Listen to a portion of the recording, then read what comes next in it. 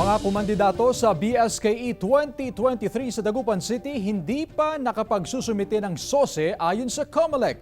Sundan sa report. 4 na araw matapos ang eleksyon, muling nagpaalala ang COMELEC Dagupan City sa mga kandidato sa pagsusumiti ng Statement of Contribution and Expenditures o SOSE. Hanggang ngayon, wala pa rin kandidato na nagsusumiti ng SOSE.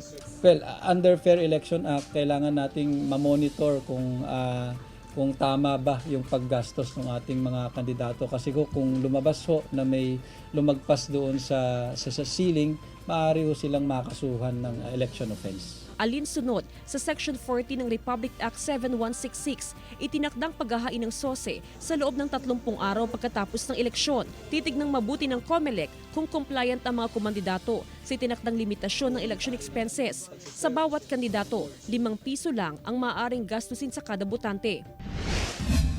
Iba't ibang traffic violations ang nasisita ng kapulisan sa pagpapatuloy ng COMELEC checkpoint kahit tapos na ang barangay at sangguniang kabataan eleksyon sa Kalasyaw, Pangasinan. Nakabantay pa rin ang pulisya sa mga strategic location maging sa mga interior barangay.